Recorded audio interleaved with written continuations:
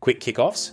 You'd think a free kick or penalty has some countdown behind it, right? Like the moment the whistle blows, a stopwatch starts ticking. But no, there's no fixed rule that says a team must take the kick within 5, 10, or even 30 seconds. It's all in the hands of the referee. They decide when enough time has passed. That's why sometimes you'll see a team take their sweet time lining up, regrouping, or even celebrating like they've already won the game.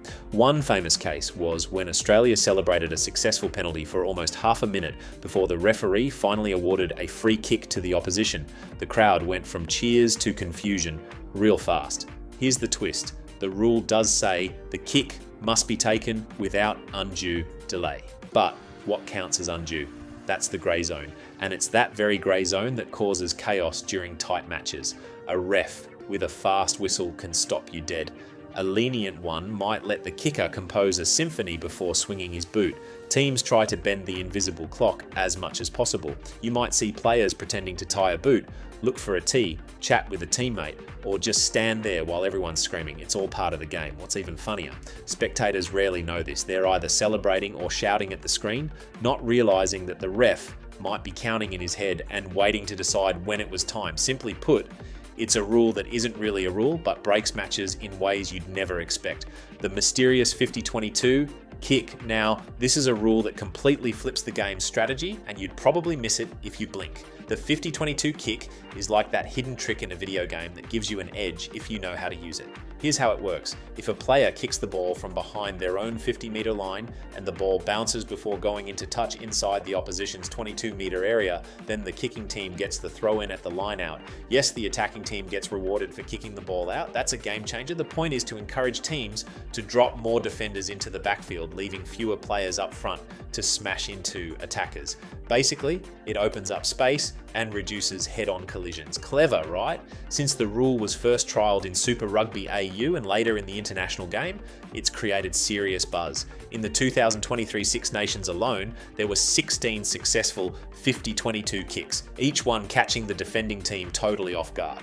It's subtle, quiet, and brutal when pulled off correctly, but here's the funny part. Not every team uses it well. Some avoid it entirely because the risk is huge. Mess up the angle or distance and you've just handed the ball back. But when it works, it's a sight to behold. One brilliant example came from Scotland, where Finn Russell launched a precision kick that landed and rolled perfectly into touch. It wasn't just a tactical masterstroke, it was poetry. Fans might not cheer like they would for a try, but in rugby strategy circles, that's gold. It's not flashy, but it's one of the cleverest ways to gain ground. And in case you didn't know, it's also changing how modern rugby is played. The 20-minute red card. Okay, here's one that sounds made up but isn't. Picture a player getting a red card. Usually that means their team plays the rest of the game with one player down. That's massive. But in certain competitions like Super Rugby, URC, and even some international tests, a red card can now come with a twist. After just 20 minutes, the team can replace that sent-off player. It's called the 20-minute red card, and yes, it's controversial. It was first tested in Super Rugby in 2020. The idea was to keep games competitive when a player gets a red card for something accidental, like an unintentional head clash. Rugby's trying to reduce head injuries, but some red cards can feel harsh, so this rule gives teams a break while still punishing dangerous play. But here's where it gets tricky. Not all red cards are equal. A deliberate punch and an accidental high tackle both get red, but only one might feel like it deserves a full game punishment. That's why France and Ireland have pushed back against the rule, calling it soft. On the other hand, teams from Australia and New Zealand think it's fair and keeps matches watchable. You'll still see players walking off in disgrace, but the game doesn't always fall apart. Fans stay engaged, teams stay in the fight, and players get just enough motivation to stay clean. It doesn't erase the offense, but it adds nuance. Whether you love it or hate it, the 20-minute red card is here, and it's changing how red cards feel on the field. Speedy restarts and shot clock pressure. Now let's talk about speed. Rugby used to be a sport where you could milk time, take slow breaths, and drag a kick for dramatic effect, but not anymore. That's where the shot clock comes in. If you're kicking for posts, you now have 60 seconds. Drop goal, then you have just 30. Scrum or Lineout. You've got 30 seconds to form it, or the ref hands it to the other team. Welcome to Rugby's fast forward button. The reason for this rule is to stop time wasting and make the game more fun to watch, because fans were getting tired of endless resets, slow setups, and players acting like they had all day. Now, with the stadium clock ticking, Everyone's under pressure. The kicker sees it, the crowd sees it, and if that clock hits 0 before the boot swings, it's game over for that kick. This shift has made some moments absolutely nerve-wracking. Picture a tight match in its final minutes. The kicker lines it up, the crowd starts counting down like it's New Year's Eve, and players can't mess around anymore. It's not just about nerves, it's about precision under pressure. Scrums and lineouts have also gotten a boost in pace. Instead of taking 90 seconds of pushing, chatting, and collapsing, the forwards now hustle. If they don't, it's a free kick the other way. That's a brutal turnover. Of course, some players hate it. Kickers like to take their time, and front rowers don't want to rush their binding. But tough luck. Rugby's gone digital, and the shot clock is here to stay. It's turning slow, gritty matches into fast, ruthless battles, protecting the 9. And now, we arrive at the unsung hero of rugby, the scrum half, aka the 9. This tiny general gets pushed, prodded, and smashed more than anyone on the field, but not anymore because there's a quiet rule change happening, and it's giving scrum halves the breathing room they've always deserved. Here's how it works. When a scrum forms, the opposition used to be able to hover right at the edge, just waiting to pounce as the ball came out. That meant the poor 9 often got blindsided or had 0 time to distribute. But now, World Rugby is trialling a rule where defenders must stay behind the tunnel, which is the imaginary line in the middle of the scrum until the ball is clearly out. That means the scrum half gets a second or 2 to react. It doesn't sound like much, but trust me, in rugby, that's gold. Those 2 seconds can be the difference between a perfect pass or getting smashed into next week. Critics say it dulls the edge of defensive play. They claim it removes a key moment where a flanker or centre could time a run perfectly. But supporters argue it makes things safer and more flowing. It protects players and rewards quick decision making, not just brute force. We've already seen it change match flow. Games are opening up. Scrum halves aren't panicking at every breakdown. Attack is smoother, and those little passes that used to get fumbled under pressure are landing perfectly. Simply put, it's a tiny rule doing big things. You probably won't even notice it, but the 9 definitely does. No kicking through a ruck. You may think it's just a harmless tap, but kicking through a ruck is now one of the fastest ways to get a penalty blown against you. Imagine this. A ruck forms, bodies are piled up, the ball's right there just sitting, and someone from the defending team gets tempted. They stick out a boot and try to toe poke it through the mess like it's a backyard game, and just like that, the whistle goes off and it's a penalty.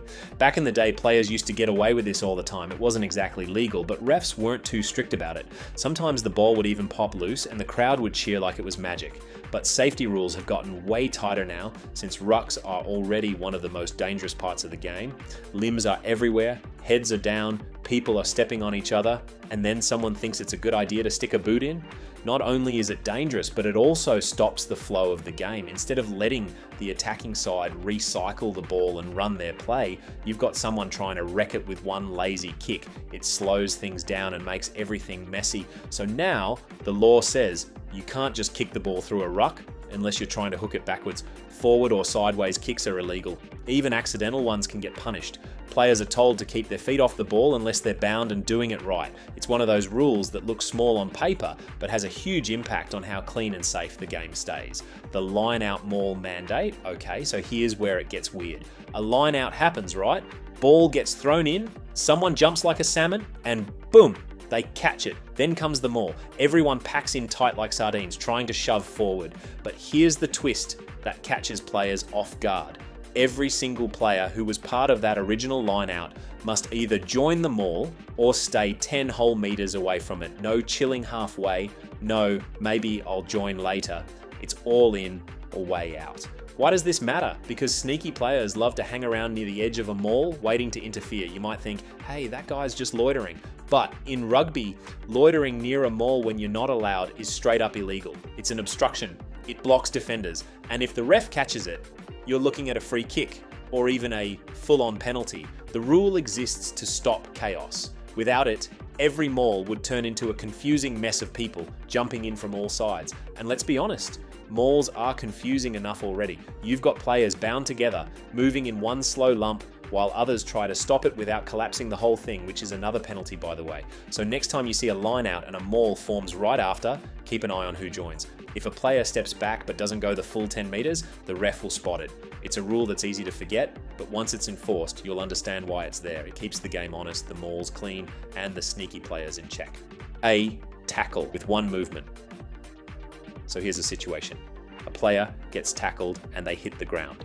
So what happens next? Can they roll around like a hot dog on a grill trying to reach the try line? Nope. They get exactly one movement, and that's it. After that first move, they've got to let go of the ball or risk giving away a penalty. But what kind of movement are we talking about? They can stretch their arm forward to try and place the ball closer to their support, or maybe they squirm backward just a bit to protect it. That's allowed, but that's the only gift they get from the rugby gods. Any second movement, like rolling, crawling, or doing the worm, is totally illegal. The reason this rule exists is pretty simple. If tackled players kept wriggling around, the game would become unplayable. You'd have ball carriers crawling 5 meters after every hit, and defenders would lose their minds. So the one movement rule makes sure that once you're down, the game can carry on fairly. And referees are super strict about this now. You'll hear the whistle and think, wait, what just happened? Most times it's because someone tried to milk that second wiggle. To play it safe, players are taught from the start, fall, move once, then release. Make your one move count. If your teammate's nearby, set them up. If not, take the hit and live to fight the next ruck. Simple as that. The 5-second breakdown rule. Imagine a big tackle happens, players pile in, and the ball just sits there. Nothing happens. Everyone stares at it. Refs blow their whistles and the fans groan. That's where this 5-second rule steps in. Here's the deal. After a ruck or maul is formed, the team in possession has 5 seconds to do something. Pick up the ball, pass it, kick it, run it. Just don't leave it there like a forgotten sandwich. If they don't act in time, the ref shouts, "Use it," and the countdown begins. And if there's still no action, then it's scrum time, and not the good kind for the attacking team. This rule wasn't always around, but fans got fed up watching games slow down to a crawl at every breakdown. It made rugby look more like a traffic jam than a sport, so the 5-second rule was brought in to force teams to keep things moving, fast-paced, exciting, and no time wasting allowed. It also puts pressure on the scrum half. They've got to read the situation, get their hands in there, and whip that ball out. If they hesitate, then the ref takes action. Of course, it's not always that clean. In some games, referees stretch it to 6 or 7 seconds, others enforce it like clockwork, but the intention is the same everywhere, and that's to get the ball out and keep the rhythm alive. So now, every time you see a ruck form and the ball just sits there, start counting in your head. If you hit 5 and nothing happens, get ready for the whistle. Don't shout at a charging kicker.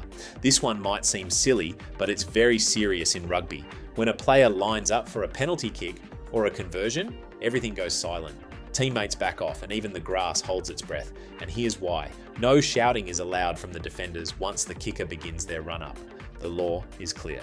As soon as the kicker starts their approach to the ball, the opposing team can charge forward to block it, but they have to do it in total silence. No clapping, no yelling, and no random screams to distract them. But it's not just about being polite, it's about fairness. Imagine training all week for that one pressure kick, and just as you go to strike it, someone yells in your ear like it's a haunted house. It throws the whole game off. And yes, players still mess this up. Every now and then a defender forgets the rule, shouts during the charge, and the kick has to be retaken.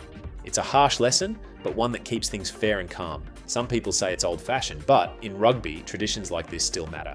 It's one of the few sports where you can see 30 players smashing into each other for 80 minutes, and then suddenly watch 29 of them turn into respectful statues while one player takes a quiet kick. So next time you hear total silence during a rugby match, don't be confused. That quiet moment, it's the law. In goal, drop kick.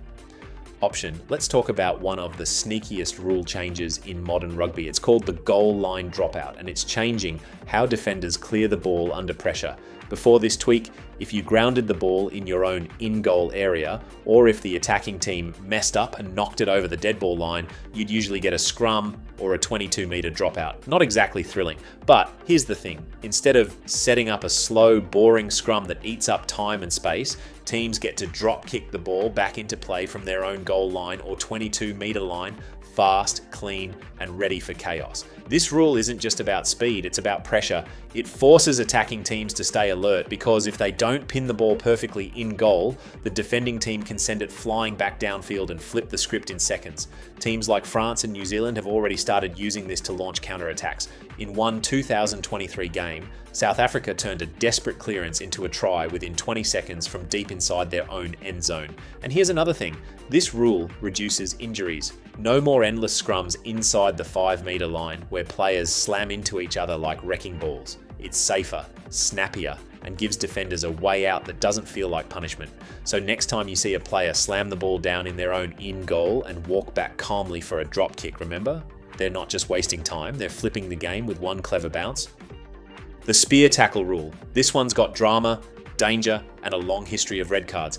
Yeah, a spear tackle is exactly what it sounds like. It's ugly, illegal, and terrifying to watch. Picture a player lifting another off the ground, tilting them mid-air, and then drives or drops them down head or neck first. Brutal, right? Well, this was once a grey area. Refs used to ask, did the tackled player land on their head or back, and was it deliberate or just clumsy? But in 2010, World Rugby said enough is enough.